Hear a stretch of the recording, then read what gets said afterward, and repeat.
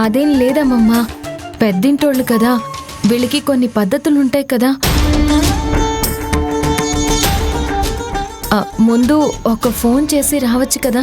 హఠాత్తుగా వచ్చామని వెళ్ళిపోమంటావా ఏంటక్క? అలా ఏం ఉండదులే నిత్య. అమ్మమ్మ నీకు చాలాసార్లు ఫోన్ చేసిందంటమ్మా, నువ్వే ఫోన్ లేపలేదు. ఇక్కడ విషయాలు ఎలా చెప్పాలా అని నేనే ఫోన్ లేపలేదు.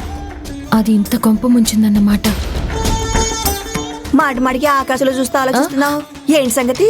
ఏం లేదులే అమ్మమ్మా. పెద్దయ్య గారు, చిన్నయ్య గారు, నమస్తే. నమస్తే భద్రయ్య. నమస్తే. ఎలా ఉన్నావు? మా బతుకులు ఎలా ఉంటాయి అయ్యా? ఎదిగే పంట పొలాల్ని, ఎదిగొచ్చిన ఆడపిల్లలను చూసుకుని మురిసిపోవడమే తప్ప, అన్నిటికంటే ముఖ్యంగా గర్భగుడి లాంటి ఇంట్లో దేవుడి పాదాల దగ్గర పెట్టిన దీపంలా నీలవేణ్ణి మీ ఇంటి కోడలుగా పంపించాం.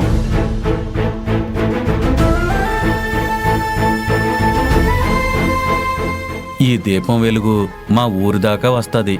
అది చూసుకుని దేవుళ్ళలాంటి మీ చల్లని చూపు తలుచుకుని అలా బ్రతికేస్తామయ్యా.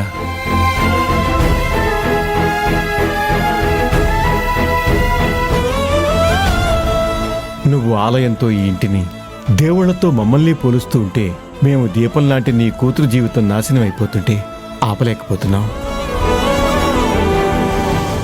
ఇంతకీ మీ రాకకి కారణమేంటి భద్రయ్య?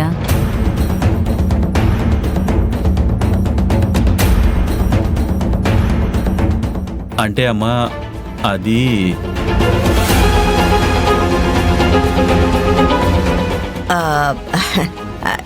ఇంత దూరం వచ్చాక విషయం చెప్పడానికి వెనకాడతావేంటి భద్రయ్య?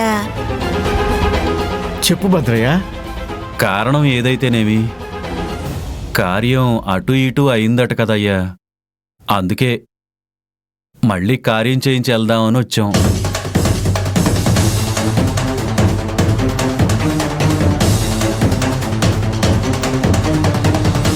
ఇక్కడ జీవితాలే తారుమారవుతున్నాయి నాన్న. ఇంకా నువ్వు కార్యం గురించి ఆలోచిస్తున్నావా? పెద్ద ప్లాన్ మీదే వచ్చారన్నమాట.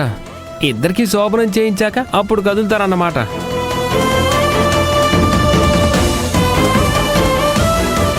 అంతేగా, వాళ్ళన్న మాటలకి అదేగా అర్థం. ఇంకా నయం, శోభనం చేయించడమే కాకుండా వాళ్ళ చేత ఓ బిడ్డ కూడా పుట్టించి అప్పుడు వెళ్తాననలేదు. ఏముందిలే అక్క, కొన్నాళ్ళకలా అడిగినా అడుగుతారు. మేమిక్కడే ఉంటే నా సెక్యూరిటీ డ్యూటీ, ఇంట్లో పనులు ఎవరు చూసుకుంటారమ్మా? అవునవును, సీఎం కన్నా బిజీ కదా. అన్ని పనులు మానుకొని ఇక్కడ ఉండడం అంటే చాలా కష్టమే.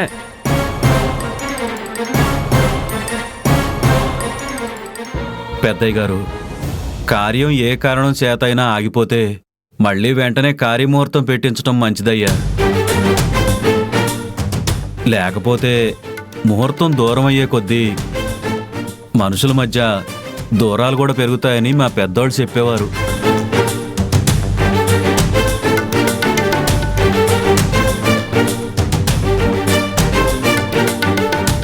అందుకే వీలైనంత త్వరగా అమ్మాయికి చిన్నయ్య గారికి కార్యముహూర్తం పెడితే బాగుంటుందని నా ఉద్దేశం.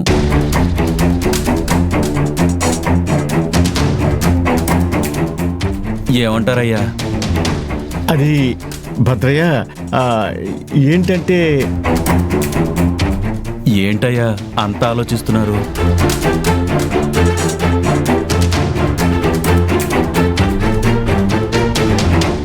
ముహూర్తాలు ఈ మధ్యకాలంలో లేవని పంతులు గారు ఏమన్నా చెప్పారా?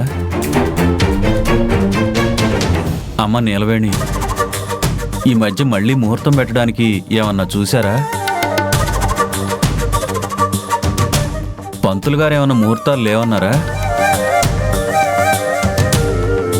ముహూర్తం చూడాలంటే పంతులు గారు వస్తారు, పంచాంగం చూస్తారు.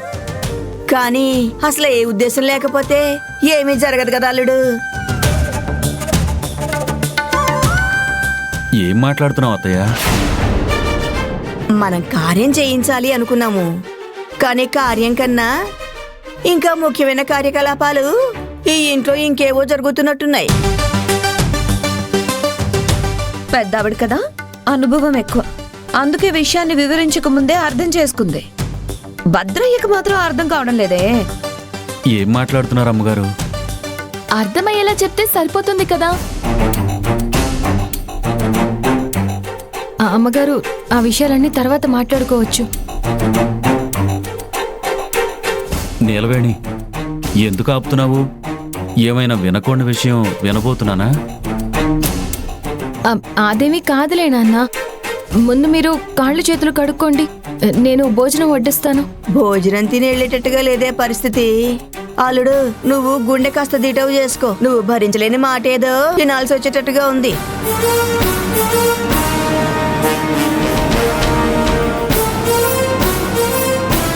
అయ్యా, ఎండకి వానకి తట్టుకున్న మనిషిని మీరేం చెప్పినా తట్టుకుంటాను.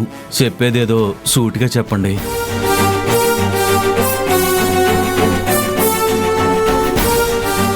ఇంతవరకు వచ్చాక దాచిపెట్టడంలో అర్థం లేదు.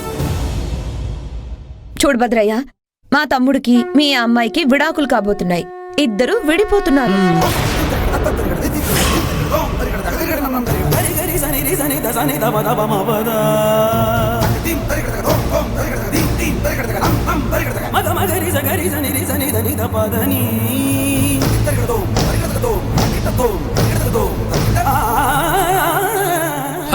ఎలాగో వచ్చారుగా, వెళ్ళేటప్పుడు ఒట్టి చేతులతో వెళ్లకుండా మీ కన్న కూతురుతో పాటు తిరిగి వెళ్ళొచ్చు.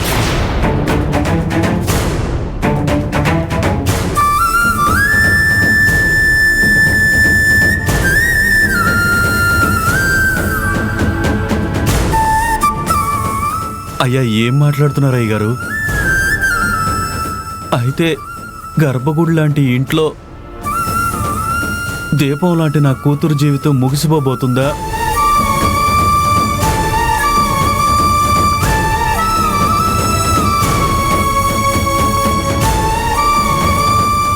దీపాన్ని దేవుడే కాచుకుంటాడనుకున్నాను, కానీ దేవుడే దీపాన్ని ఆర్పేయబోతున్నాడా?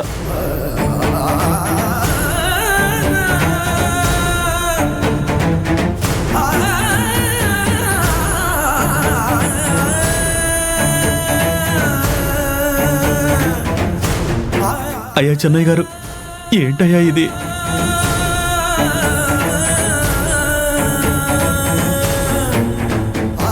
పెద్దమ్మ గారు, సమాధానం చెప్పండి. నా కూతురు ఏం పాపం చేసింది? ఏం తప్పు చేసింది? అదేమైనా తప్పు చేస్తే 4 తిట్టండి, ఓ 2 దెబ్బలు కొట్టండి. అంతేగాని విడాకులిచ్చి పంపించేస్తానని మాత్రం అనకండమ్మా.